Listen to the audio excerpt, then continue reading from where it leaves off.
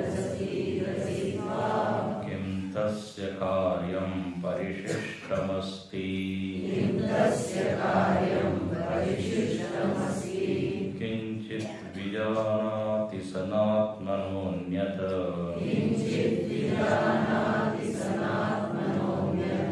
तस्य स्थितिं भावयितुं क्षमः कः।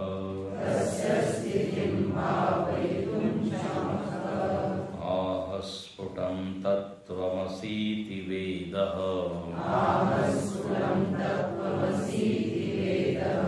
तथाप्यसम्प्राप्य परात्मनिष्ठाम् भूयो विचारो मतिदुर्बलत्वम् तत्सर्वदा स्वात्मतया हि भाति तत्सर्वदा स्वात्मतया हि भाति।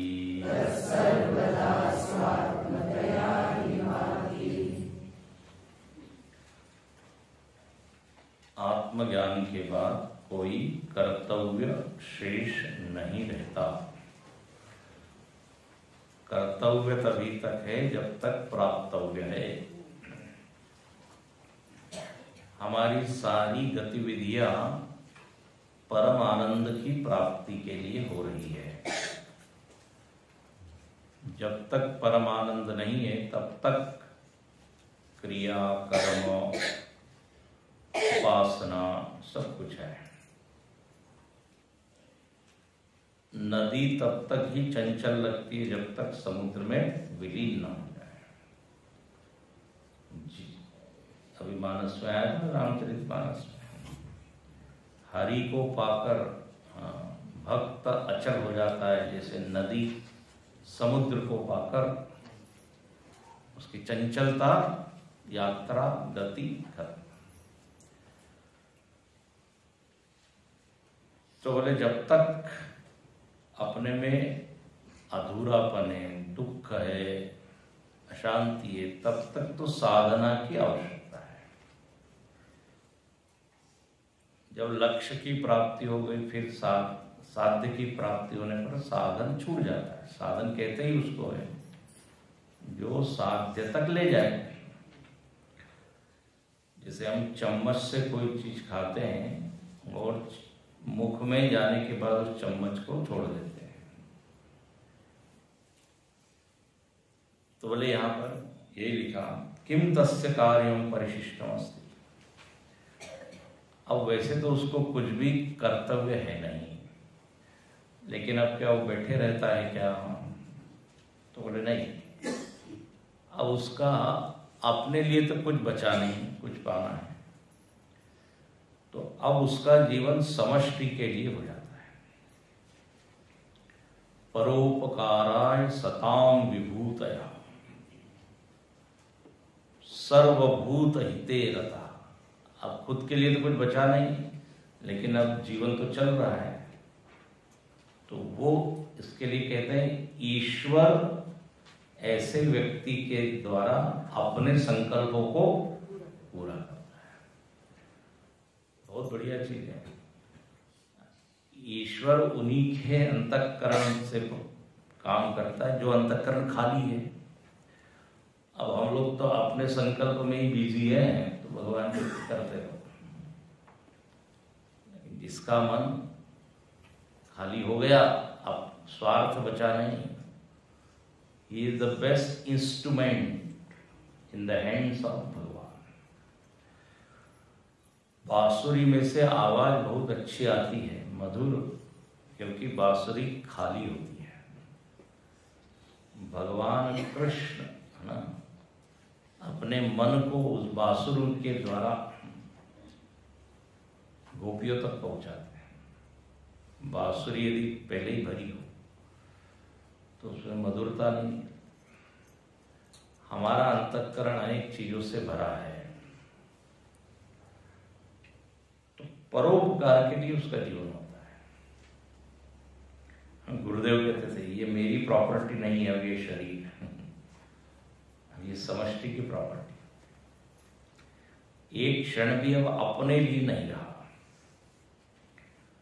तुकाराम महाराज जी ने मराठी में एक अभंग लिखा, बहुत सारे उसमें लिखते हैं, उरलो उपकारा पुरता अणोरणीय ठोकड़ा तुका आकाशा एवढा। उपकार के लिए तो रही हम, उसका कुछ नहीं। गीता में भगवान कृष्ण अपने लिए कहते हैं, न मे पार्थास्ति कर्तव्यम त्रिषु लोकेषु किंचन नान वाप्तम वाप्तव्यम वर्त एव च कर्मणि। मेरा कोई प्राप्तव्य नहीं है, लेकिन समष्टि का हित हो जाए इसलिए मैं करता हूं, कर्म कर रहा हूं, सेवा कर रहा हूं। इसलिए आप देखते हैं बड़े बड़े जो काम होते हैं ना, ये महात्माओं के द्वारा ही होते हैं, क्योंकि भगवान उनके थ्रू काम करता है। अब इतना बड़ा चिन्मय मिशन बनाना, देखिए कोई हम तो एक सेंटर नहीं ठीक से चला पाते, 4 लोग नहीं इकट्ठा कर पाते, उन्होंने हजारों हजारों लोगों के जीवन बदल दिए। आपको हमने क्लिपिंग भेजी थी, गुरुदेव प्रवचन कर रहे हैं, कितने लोग बैठे हैं उसमें? 20,000 लोग बैठे हैं। आपके ग्रुप में देखिएगा।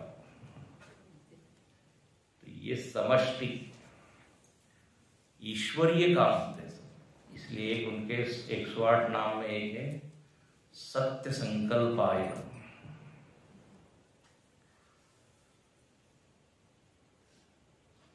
तो यहां लिखते हैं कि उसके लिए कोई कर्तव्य है नहीं, उसकी स्थिति को जानना है तो आपको वैसा ही बनना पड़ेगा, तब उसकी ऊंचाई हम नहीं तो केवल टीका टिप्पणी करना जिसको कहते हैं वो हम कर सकते हैं। ऐसा कोई भी ज्ञानी नहीं है जिसकी निंदा लोगों ने नहीं की। ज्ञानेश्वर महाराज तुकाराम, इसलिए लिखते हैं तस्य स्थितिम भावयितुम क्षमता। उसकी स्थिति को कौन जानने में समर्थ है, हमको ही वैसा बनना पड़ेगा। फिर आगे यहां लिखते हैं कि जो 34वां श्लोक है, मतलब वेद जो है स्पष्ट कहते हैं कि आप सच्चिदानंद हो, आप ब्रह्म हो। इतना स्पष्ट कहने के बाद भी यदि कोई संशय करता है, शंका करता है, तो बोले ये आपकी दुर्बलता है। बोले अभी हमने तो सुना है, अभी और कुछ करना है। ये देखिए, ये एक ऐसा पॉइंट है। एक बहुत बड़े संत हुए निसर्गदत्त महाराज, बंबई में रहते। उनके गुरु ने कहा तुम ब्रह्म हो। बोले उसके बाद से मेरे को कभी शंका नहीं, कभी मैंने कुछ विचार नहीं किया, मैं एकदम उसी में पहुंच गया। तो अब उपनिषद यही कहते तत्वमसि, तुम ये हो, लेकिन हम मान नहीं पाते। बोले नहीं, अभी तो ये करना है, वो करना है, तब हमको ज्ञान होगा। हमको एकदम ज्ञान होता नहीं, या हम स्वीकार नहीं कर पाते। देखो यहाँ ये श्लोक ऐसा कह रहा है। कई लोग क्या कहते हैं, अभी तो हमने श्रवण किया है। ये एक बड़ा विचित्र एक होता है, ये तो थ्योरी है, अभी हमको प्रैक्टिकल करना है।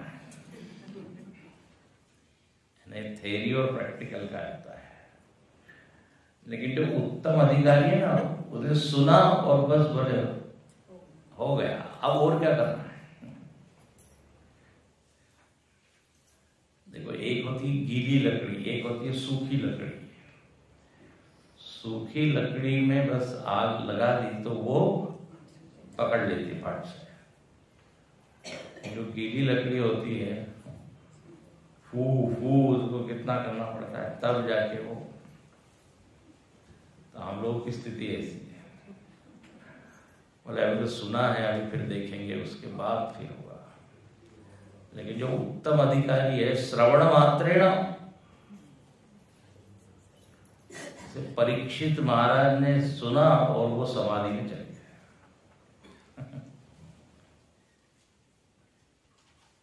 हमको क्या लगता है, अभी सुना है ना, सुनने मात्र से कैसे हम वहां पहुंच जाएंगे। लेकिन सच बात तो है कि श्रवण मात्र से ही निष्ठा बन जानी चाहिए। लेकिन हम लोगों का अंतःकरण इतना अशुद्ध और इतना विकारग्रस्त है कि वो बैठता नहीं ज्ञान उसमें। शुद्ध मन वाला श्रवण मात्र। तो यहाँ पर महर्षि का क्या कहना है, भूयो विचार, मतलब हमको फिर से हम विचार करेंगे, मतलब वेद ने जो कहा उस पर विश्वास नहीं है ऐसा। जबकि वेद यहाँ स्पष्ट कह रहा है, स्फुटम, कि आप वो हो तत्त्वमसि, इतने मात्र से निष्ठा हो जानी चाहिए। उनका तो ऐसी अपेक्षा है। इस वाक्य को आप फिर से पढ़िए। वेद स्पष्ट घोषणा करते हैं कि वह तुम हो, फिर भी परमात्मा में निष्ठा न कर पुनः विचार करना, ये मन की दुर्बलता है।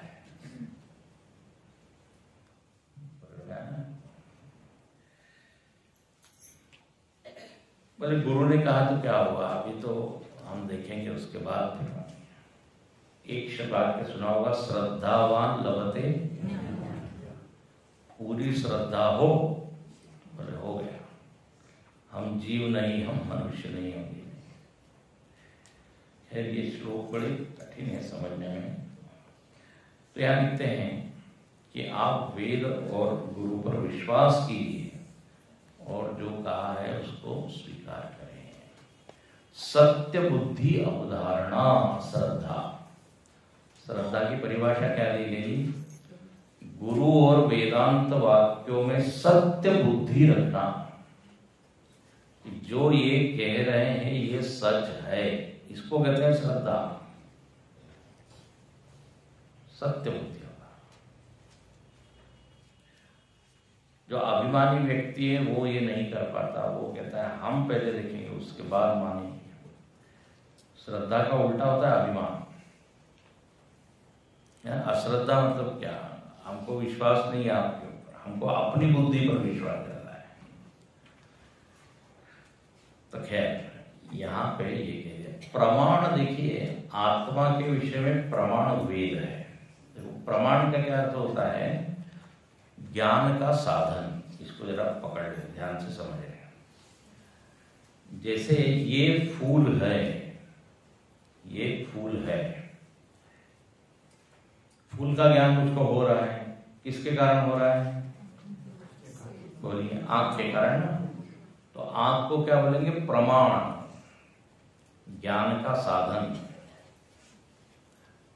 प्रमाण मतलब वो जो हम लोग अर्थ समझते वो नहीं लेना, पुरावा मराठी में कह देते वो नहीं होते। प्रमाण मतलब प्रमायाः करणम, प्रमा का साधन, ज्ञान का साधन। फूल है ये आप हाथ से नहीं समझ पाओगे पूरी तरह, उसका रंग नहीं समझ पाओगे, उसके लिए तो आंख ही प्रमाण है।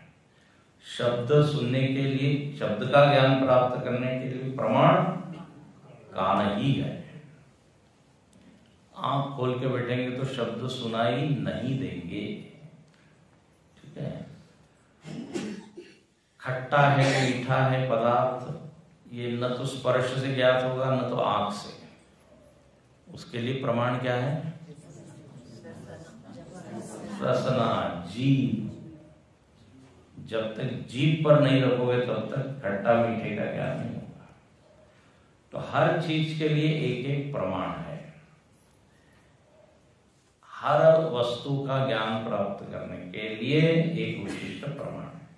कंप्यूटर को यदि आपको समझना है तो कंप्यूटर शास्त्र जो है, कंप्यूटर साइंस, वही प्रमाण है। सब दर्शन पढ़ के कंप्यूटर का ज्ञान नहीं होगा, और कंप्यूटर का विज्ञान पढ़ के आत्मा का ज्ञान नहीं होगा। खगोल भूगोल को पढ़ना है तो उसका शास्त्र है, वो प्रमाण है।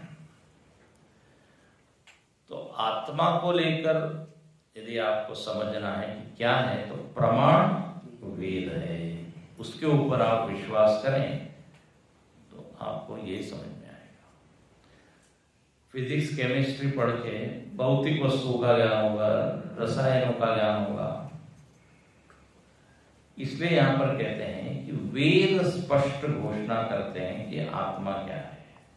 तो आत्मा को जानना है तो इनके ऊपर विश्वास करके इनको इन वेदों को कहते हैं शब्द प्रमाण। क्या कहते हैं? शब्द प्रमाण। वेद के शब्द ही आपको ज्ञान कराते हैं। तत्त्वमसि, तुम वो हो। अब पूरी भगवत गीता क्या है? शब्द प्रमाण है। अर्जुन को ज्ञान हुआ, भगवान का केवल उसने क्या किया? प्रवचन सुना।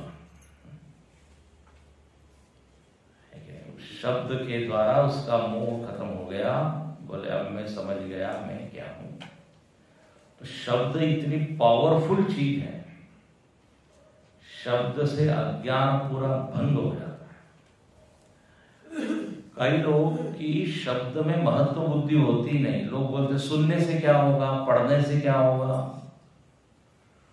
हम बिल्कुल उल्टा कहते हैं, सुनने और पढ़ने से ही होगा, केवल शांति से बैठने से नहीं होगा। पहले सुनिए उसके बाद बैठिए, समझ रहे ना? हम उसकी निंदा नहीं कर रहे हैं बैठने, लेकिन पहले श्रवण। शब्द की मार जगा दी जोरे, ऐसा कहा। शब्द की मार से मुझको उठाइए, मीराबाई साहब मराठी में भी कहते हैं, काय सांगू संतांचे उपकार मद निरंतर जागवती। शब्द संतों के उपकार क्या बताऊं, वो निरंतर हमको जगाते रहते हैं। कैसे? अपने प्रवचन से, उपदेश से, शब्द से। महाराष्ट्र में एक वारकरी परंपरा होती है, कीर्तन होते हैं, लाखों लोग उसको सुनते हैं। एकदम ऑर्डिनरी सामान्य व्यक्ति, खेती वाले किसान, लेकिन महाराज ऐसे ज्ञानी हो जाते हैं। वेदांत पंचदशी इत्यादि सुनते हैं। कॉलेज में गए नहीं, लेकिन इस बारे में उन्होंने ज्ञानेश्वरी पूरी पढ़ ले, याद हो जाती है। शब्द का ऐसा प्रभाव है। तो शब्द को हल्के से नहीं लेना, वेद के, गीता के, उपनिषद। इसलिए यहां कहते हैं आहस्फुटम। अब यहां आगे एक श्लोक है, उसमें बोलते हैं कि देखो आत्मा के बारे में लोगों को कैसे कैसे भ्रम होते हैं। सुनिए, न वेद्म्यहं माम उत वेद्म्यहं माम इति प्रवादी मनुजस्य हास्यः दृग्दृश्यभेदात् किमयं द्विधात्मा स्वात्मैकतायां हि धियां न भेदा।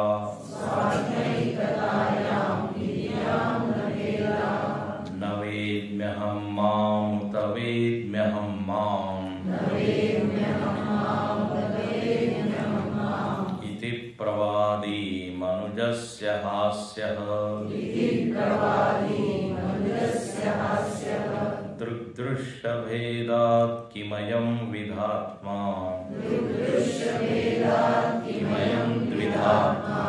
स्वात्मैकतायां हि धियां न भेदा।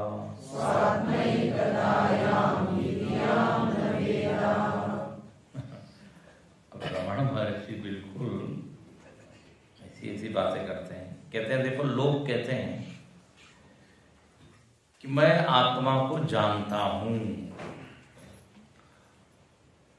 कुछ लोग कहते हैं मैं आत्मा को नहीं जानता हूं। बोले ये दोनों हंसी की बातें हैं। बोले इसमें हंसी की बात क्या होगी? न वेदमी अहम माम, मैं स्वयं को नहीं जानता, है ना, लोग ऐसा बोलते हैं। और दूसरे कोई लोग मैं आत्मा को जानता हूं। इस प्रकार का जो प्रवाद है ये हास्यास्पद है।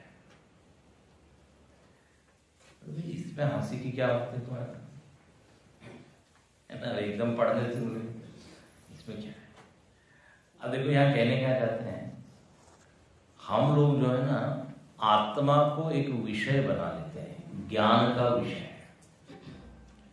जैसे ये हारमोनियम को मैं जान रहा हूं या मैं नहीं जान रहा हूं, पुस्तक को मैं जान रहा हूं या नहीं जान रहा हूं। दुनिया के जितने विषय होते हैं या तो मैं उसको जानता हूं या नहीं जानता हूं। तो जगत के जितने विषय हैं वो बनते हैं दृश्य। दृश्य मतलब ज्ञेय। ज्ञेय का मतलब क्या? जानने का विषय।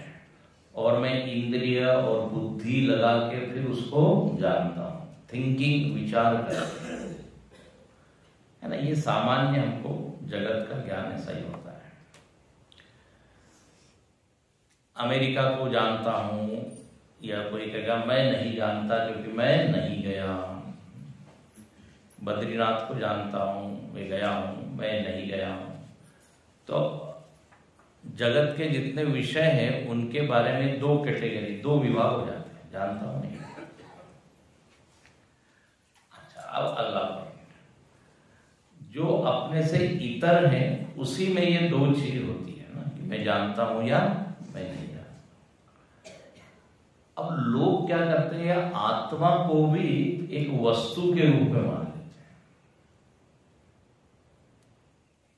और फिर कहते हैं मैंने आत्मा को देखा। बोले मैंने तो नहीं देखा।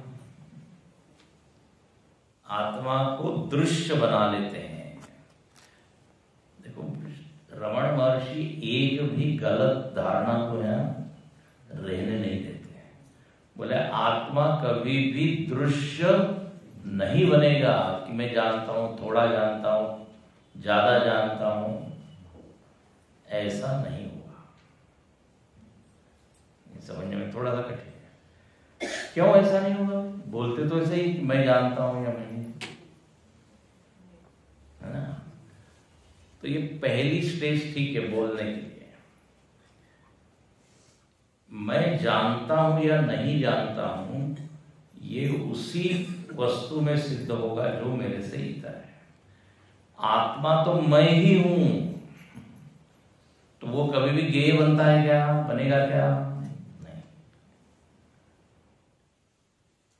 वो तो जानने वाला है ना, उसको आप क्या जाने हो। अच्छा चलो, हमने कहा मैं आत्मा को जानता हूं, ठीक है, चलो एक क्षण के लिए हमने बोल दिया मैं आत्मा को जानता हूं। तो बोले जानने वाला कौन है कि नहीं? आप जानने वाले हो कि जाने जा रहे हो? नहीं समझ में आया।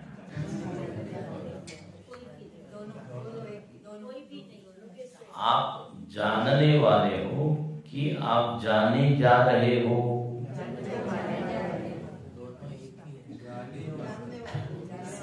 जाना जाता है ना, कुछ जाना नहीं जाता है ना, स्वयं नहीं होता। ये दोनों तरह की बातें कहने में गड़बड़ हो जाएगी।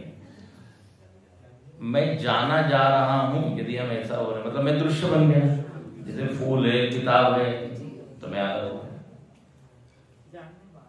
हाँ, तो मैं बेटर क्या है, मैं जानने वाला हूं, मैं जान रहा हूं सब चीज। मैं यदि जानने वाली वस्तु हो गया तो जानने वाला कौन होगा? उसका अभाव हो जाएगा ना। देखो आंख से हम वस्तु को जान रहे हैं, लेकिन आंख कभी ज्ञेय बनती है क्या? आंख कभी भी नहीं ज्ञेय बनेगी। आंख से मैं जान रहा हूं। जैसे फूल को मैं जान रहा हूं, जैसे आंख को मैं जानूंगा? आंख को यदि हमने निकाल के यहाँ रख दिया तो फिर देखेगा कौन उसको?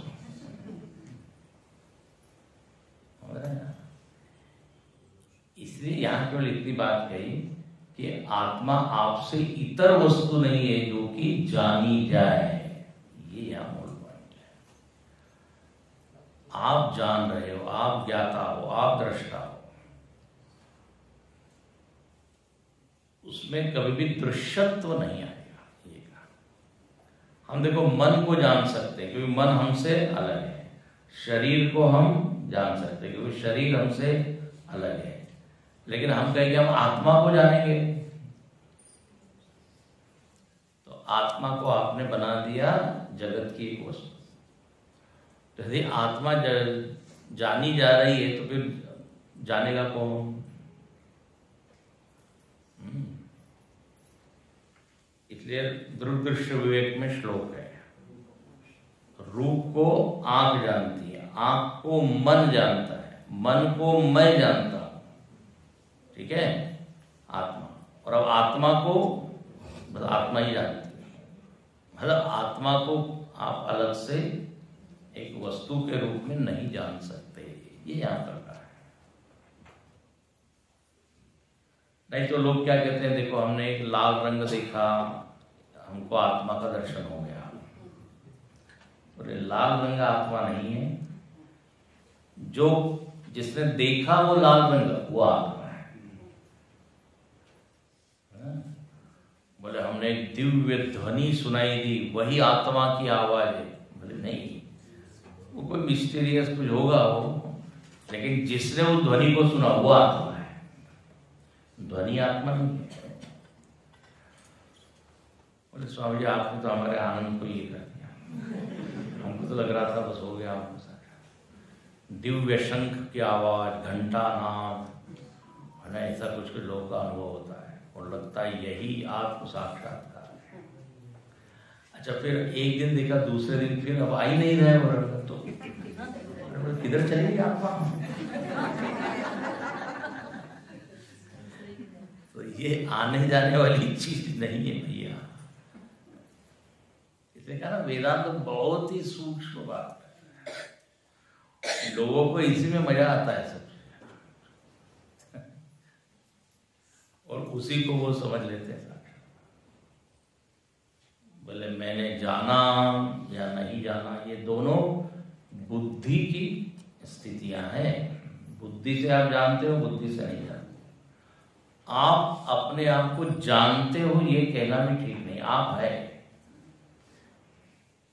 जानते हो कहने के लिए आप बोल सकते हो, लेकिन उसको दृश्य रूप में न जाना। बस मैं हूं, मैं जानता हूं, लेकिन ऐसा नहीं जानता जैसे मैं फूल को जान रहा हूं, किताब को जान रहा हूं, अलग से अन्य रूप में मैं नहीं जानता। इसको एक शब्द दिया जाता है स्वयं प्रकाश। मैं हूं, मैं जानता हूं, बिना दृश्य बने, बिना अलग अपने आप को किए। इसलिए यहां रमण महर्षि उनको कहते हैं, यह हंसी की बात है जो कहता है, क्योंकि दृग्दृश्य भेदात् कियमं दिदात्मा, यह आत्मा कोई दृक् और दृश्य ऐसे दो भागों में नहीं बांटा जा सकता। ये आत्मा को मैं देख रहा हूं, हाँ तो आत्मा क्या हो गया? दृश्य। और मैं, ऐसा नहीं हो सकता। आत्मा के अलावा जितनी चीजें हैं वो दृश्य बन सकती है। इतना ही अभी समझिए, ज्यादा में डिफिकल्ट है। बात समझ में आ गई ना? आंख को आप पकड़ के रखिए। जैसे आंख से आप अन्य को जानते हैं, लेकिन आंख को आप आंख से ही नहीं जान सकते। आंख दृश्य बनेगी क्या? देखो हम जो देखते हैं ना, हमेशा प्रतिबिंब देखते हैं। आपने आज तक अपनी आंख को देखा ही नहीं है, तो रोज देखते हैं। वो किसको देखते हो?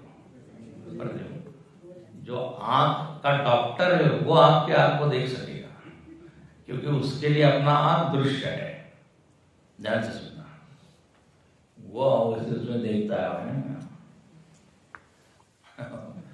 वो हमारी आंख को देख सकता है, लेकिन हम अपनी आंख को देख सकते हैं क्या? नहीं बोले हम ऐसा करेंगे, एक आंख ऐसे निकालेंगे, एक आंख, उसी आंख से उसी आंख को देख सकते हो क्या?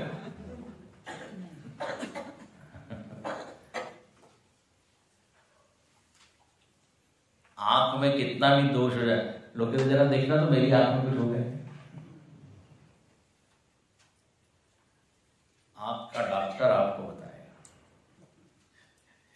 एक व्यक्ति आंख के डॉक्टर के पास गया और उसका मेरे आंख में डिफेक्ट है कुछ, तो डॉक्टर ने कहा बोलने की जरूरत नहीं है, क्योंकि इतना बड़ा दरवाजा खुला होते हुए तुम खिड़की से आए हो। इससे सिद्ध है कि तुम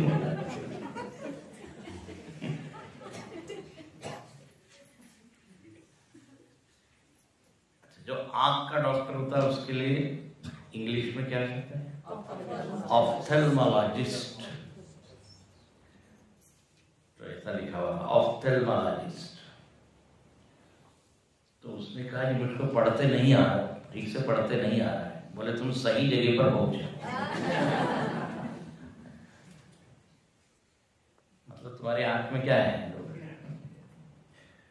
अच्छा, वो आंख के डॉक्टर इतने जल्दी जल्दी वो ऐसे लगाते हैं ना, दिख रहा है क्या? नंबर चेक, फिर कुछ तो भी नंबर हम बोल देते, फिर घर में आके अरे कुछ समझ नहीं आ रहा है, वेट नहीं करते। उसमें बहुत सारे जोक्स याद आ रहे हैं मेरे को, ठीक है। तो केवल यहाँ हम दिखाना ये चाह रहे हैं, आंख ही आंख का दृष्टा नहीं हो सकता, आंख से इतर चीज जानी जाती। ऐसे ही आत्मा को आप आत्मा से इस तरह नहीं देख सकते, जैसे वो आप ही है, खत्म बात। उसको जानने के लिए और किसी की जरूरत नहीं है, स्वयं प्रकाश।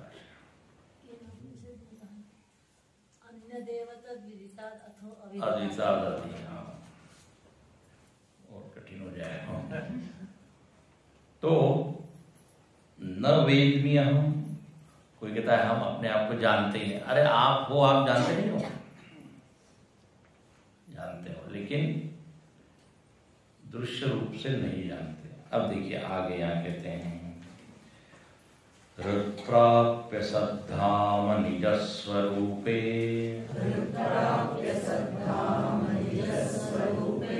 स्वभाव सिद्धेनुपलभ्य निष्ठाम्, माया विलास सदसत्स्वरूप,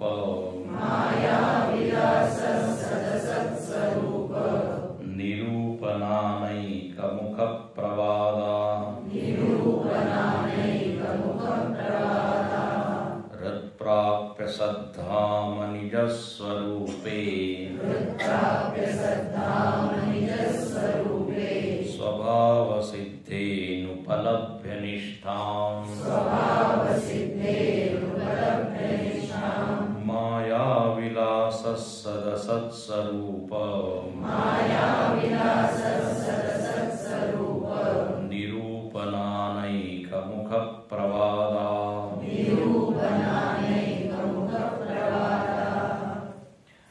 अब यहाँ कहते हैं अपना जो स्वरूप है वो महाराज स्वभाव से सिद्ध है, आत्मा की सिद्धि और किसी से नहीं होती। मैं हूं, मैं जानता हूं।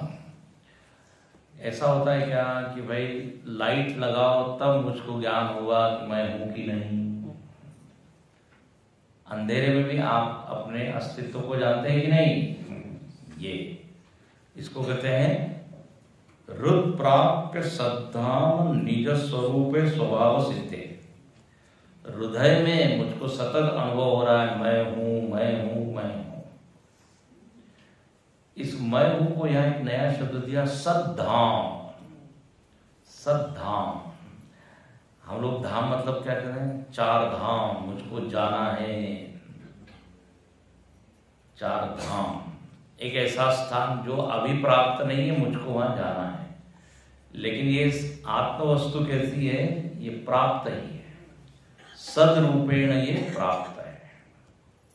सद्धाम, धाम मतलब ऐसे कोई जगह नहीं है, कहना ये चाह रहे हैं कि ये ऐसी चीज है जो आप ही है। ये कोई प्राप्तव्य नहीं है, आपसे अलग कुछ नहीं है, जहां की आपको जाना है, पहुंचना है। भले ही हम ऐसा बोलते हैं कि देखो वो व्यक्ति पहुंचे हुए हैं, ऐसा बोलते हैं, तो पहुंचे हुए क्या हो, तो यहीं बैठे हुए? नहीं, पहुंचे हुए हैं। तो पहुंचे हुए मतलब जिनको अपने स्वरूप का बिल्कुल ज्ञान है। तो मैं हूं ये स्वतः सिद्ध है। देखो ये फूल है, ये हारमोनियम है, इसको सिद्ध करने के लिए आंख चाहिए, प्रकाश चाहिए, तब ये है कि नहीं है ये हमको समझ में आएगा, है ना। कोई भी चीज आपको सिद्ध करनी पड़ती है, उपकरणों से, इंद्रियों से, इससे परीक्षण करके वैज्ञानिक लोग बताते हैं कि इसमें ये कैल्शियम है, फास्फोरस है। स्वतः सिद्ध नहीं है, स्वतः आपको समझ में नहीं आएगा जब तक आप उपकरण के सहारे नहीं लेंगे।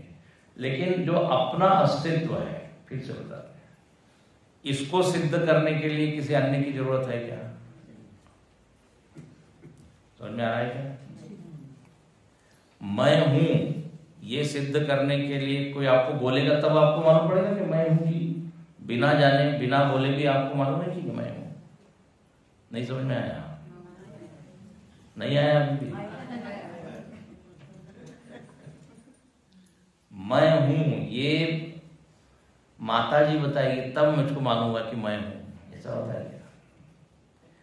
एक पशु पक्षी उसको भी मालूम है मैं हूं। जब आप अपनी बिल्ली को बुलाओगे इधर आओ तो वही बोलेगी म्याऊं, मतलब मैं हूं। ये आई एम सबको भान है, मैं हूं, ये स्वभाव सिद्ध है। हाँ, बाय डिफॉल्ट स्वरूप सिद्ध है। अब इसको देखो एक बार, मैं जीवित हूं, ये जो कोई दूसरा कोई बताएगा तब आप मानोगे क्या? एक बार ऐसे ही हुआ, एक हॉस्पिटल में एक नर्स जो है वो पेशेंट को बोलती है तुम मर गए हो, तुम मर गए हो। अब वो व्यक्ति ने कहा मैं जीवित हूं। बोले नहीं, डॉक्टर ने डेथ सर्टिफिकेट दिया है। तुम क्या डॉक्टर से ज्यादा जानते हो? उसने MBBS किया, 6 साल लगा है। अब डॉक्टर चाहे 1000 सर्टिफिकेट दे कि आप मर गए हो, लेकिन आप ही ये सिद्ध करोगे, आप ही जानते हो कि मैं दूसरे के परतः सिद्ध नहीं, इसको कहते स्वतः सिद्ध। स्वतः सिद्ध। तो यहां यही कहा कि हृदय प्राप्य सद्धाम, हृदय में प्राप्य अपना स्वरूप स्वभाव सिद्ध है, वही सद्धाम है, वही सत है, वही धाम। कहने तो कैकेयी धाम, ऐसा शब्द दिया था। आत्मतीर्थ, इसको क्या बोलता हूँ? आत्मतीर्थ।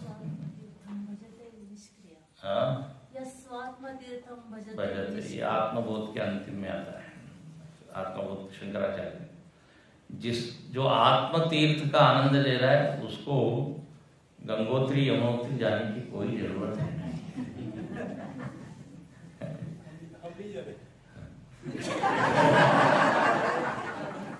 बस बढ़िया, तो आप सद्धाम में प्रतिष्ठित हो गए।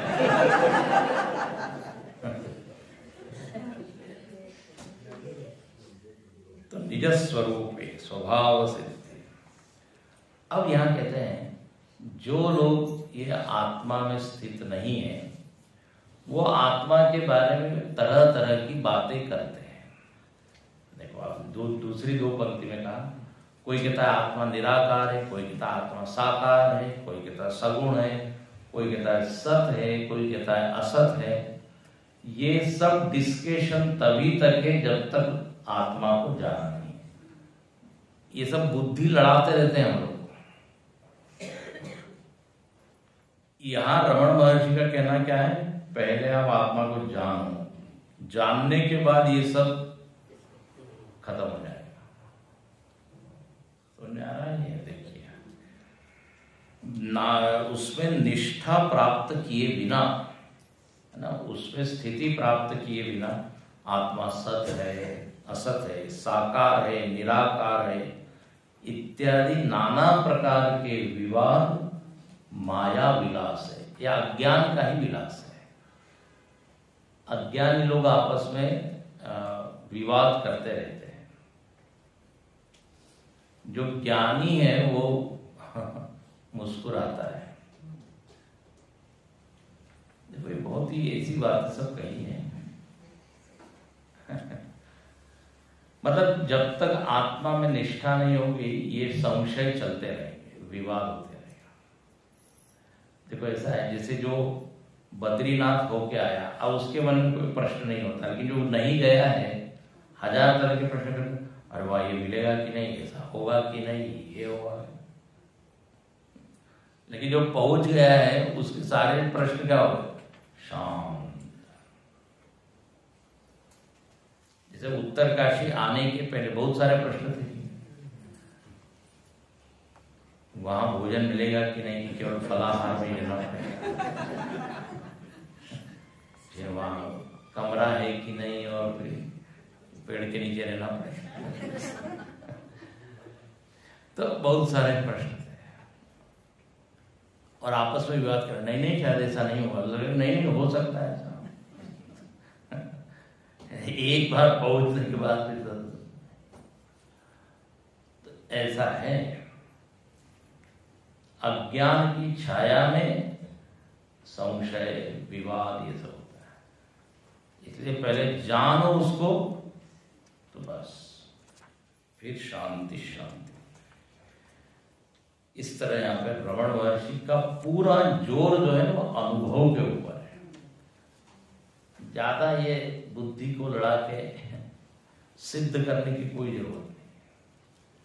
आप अपने मत को सिद्ध कर सकते हो बुद्धि लगा के, यदि अच्छी बुद्धि हो तो आप खंडन कर सकते हो, लेकिन सत्य का ज्ञान आपको हुआ ये नहीं कर सकते।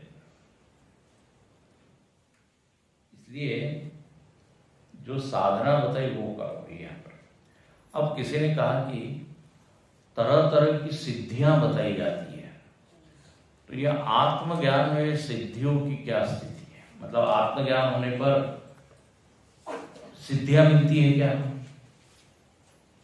देखो आपने सिद्धियां सुनी होगी ना, दूसरे के मन को जान लेना, बैठे बैठे गायब हो जाना, ऐसा कुछ करके एकदम एक वस्तु निकाल देना, अदृश्य हो जाना, बड़े हो जाना, हल्के हो जाना। तो अब लोगों को ये भी एक भ्रम है, आत्मज्ञान होने के बाद वो उसको क्या हो जाएगी, सारी सिद्धियां हो जाएगी। अरे स्वामी जी, महाराज जी, आप ज्ञानी हैं, आप बताइए मेरे बिजनेस का क्या होगा? तो ऐसे ऐसे है ना प्रश्न। सिद्धियों को लेके यहां पर रमण महर्षि कहते हैं, एकदम उड़ा देते हैं उसको। बोले सारी सिद्धियां सपने की तरह है। क्या? सुनिए, सिद्धस्य वित्ति सत एव सिद्धि, स्वप्नोपमाना खलु सिद्धयोन्या, स्वप्न प्रबुद्धस्य कथं नु सत्यः, सति स्थितः किं पुनरेति मायां, सिद्धस्य वित्तिः सत एव सिद्धिः, स्वप्नोपमाना खलु सिद्धयोन्या, स्वप्न प्रबुद्धस्य कथं नु सत्यः, सति सति स्थित किम पुनरेति मायाम।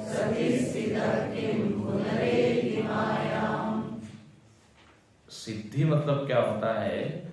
तो एक ऐसी अनयूजुअल थिंग, अनयूजुअल मतलब जो सामान्य रूप से लोगों को मिलती नहीं है, सामान्य नियम जहां खंडित होते हुए दिखते हैं, बिना कुछ किए कोई चीज आपने प्रकट कर बोले ये कैसे हो गया। अचानक कोई आया और उसके बारे में सब बता दिया इसने, बोले बिना जाने आपने कभी पहचान नहीं करी, तो हम कहते हैं क्या, इसके पास जरूर कोई सिद्धि होगी। तो जो असामान्य चीज है ना, उसको क्या बोल देते हैं? सिद्धि। उसी को बोलते हैं चमत्कार। और ये चमत्कार या सिद्धि के प्रति लोगों को बहुत आकर्षण होता है। जो कोई चमत्कार दिखा रहा हो, हजारों लाखों लोग वहां इकट्ठे हो जाते हैं। अब ये अष्ट सिद्धियां बताई। छोटे हो जाना, बिना कुछ किए छोटे हो जाना, अणिमा, गरिमा, भारी हो जाना, एकदम हल्के हो जाना, आकाश में उड़ जाना। तो कोई कोई होते हैं ऐसे ध्यान करते तो उड़ जाते हैं, लेविटेशन। तो ऐसी बहुत सारी चीजें जो व्यक्ति सामने आता है उसके मन की बात जान लेते हैं। कोई ऐसे सिद्धि वाले लोग होते हैं। एक महात्मा के पास कुछ लोग आए और ठंड का सीजन था, लेकिन उसको आम खाने की इच्छा थी। उसके मन में आम खाने की इच्छा हो रही। तो महात्मा जी स्टेज से ही बोलते हैं, बोले लोग प्रवचन सुनने आते हैं लेकिन आम खाने की इच्छा होती है। अब उस व्यक्ति को एकदम पहचान लिया उसके मन में क्या। एक महात्मा को सिद्धि मिल गई, जो कोई है उसके मन को वो जान रहा है, लेकिन 4 दिन में उसने भगवान से कहा ये सिद्धि वापस ले लो। बोले पहले केवल एक ही मन को संभालना पड़ता था, और सबका मन जो है वो मेरे को परेशान कर रहा है। ये भगवान ने बहुत अच्छा किया है कि ये सिद्धि नहीं दी है, नहीं तो हम यहाँ से प्रवचन नहीं कर सकते। सबके मन बहुत अच्छा है, किसके मन में क्या चल रहा है मुझको मालूम नहीं।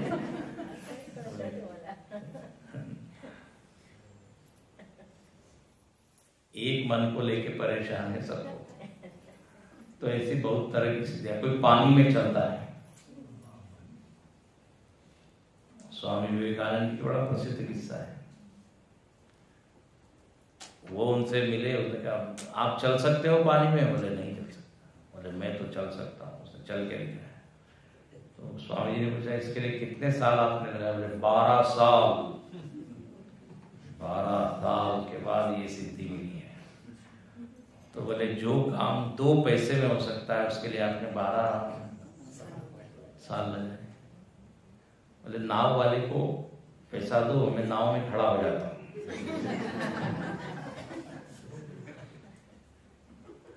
अच्छा यदि आप पानी में चल भी लिए तो what a big deal about it, what a big achievement. उसमें क्या होगा?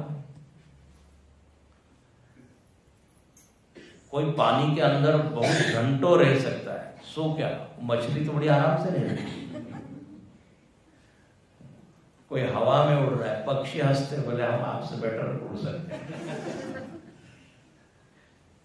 तो ये सब चीजें भले लुभावनीय आकर्षण है, लेकिन उसके लिए बहुत समय देना पड़ता है। मिलता क्या है? थोड़ी देर के लिए आप लोगों को आपके शिष्य बन जाएंगे, चलिए। वो कहते हैं चमत्कार के बिना नमस्कार नहीं होगा। लेकिन उससे क्या तृप्ति हो गई क्या? पुनर्जन्म से मुक्ति मिल गई क्या? वो कुछ नहीं। तो ये सिद्धियों के बारे में ऐसा है। किसी ने गुरुजी से कहा, गुरुजी बड़ा मजा है।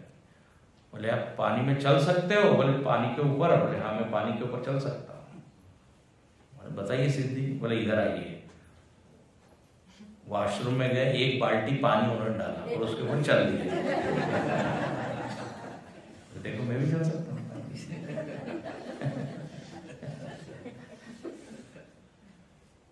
वो एक वाक्य मैंने पढ़ा था कि बोले आदमी ने पक्षी की तरह उड़ना सीख लिया, मछली की तरह तैरना सीख लिया, लेकिन आदमी की तरह जीना नहीं सीखा।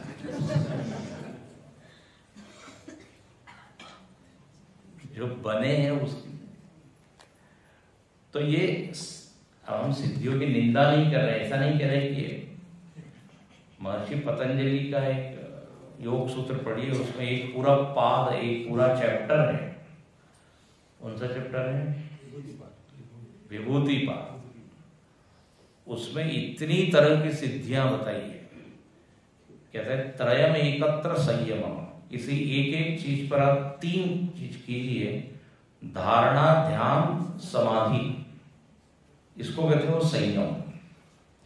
त्रयम एकत्र संयम। उन्होंने अलग अलग कहा है। यदि आप कंठ में ध्यान, धारणा, समाधि कर लें तो क्या हो जाएगा? क्षुधा पिपासा की निवृत्ति, सिद्धि मिल जाएगी।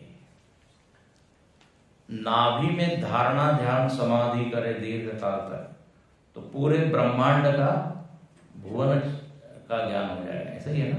काय व्यूह ध्यान।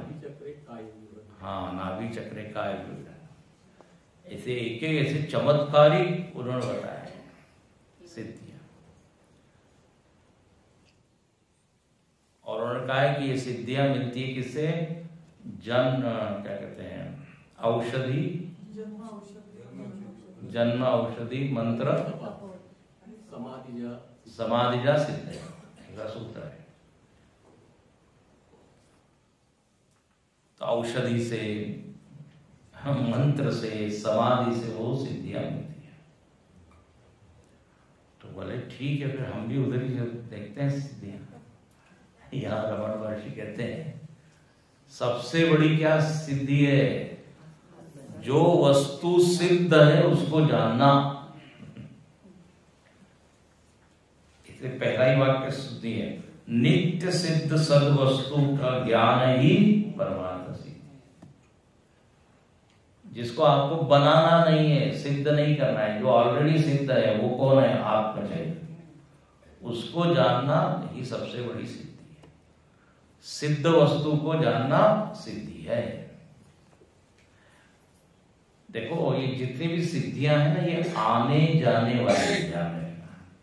जब तक आपका अभ्यास है तब तक वो सिद्धियां हैं। धीरे धीरे अभ्यास खत्म, बोले अब नहीं कर सकते। इसलिए इन सिद्धियों को क्या बोलते हैं? स्वप्नी की तरह। स्वप्नोपमाना खलु सिद्ध योन्या। स्वप्न की तरह आने जाने वाली है। तो जो सिद्ध वस्तु है उसको यदि जान लिया तो सबसे बड़ी सिद्धि है ना। और यह लिखते हैं ये सारी सिद्धियां मिथ्या है। मिथ्या मतलब ये कोई सच नहीं आने जाने वाली है। आत्मा को जानने के बाद क्या फिर किसी को इन सिद्धियों के प्रति आकर्षण होगा? बोले जैसे सपने से जगा हुआ व्यक्ति फिर वापस सपने की चीजों को सत्य मानेगा?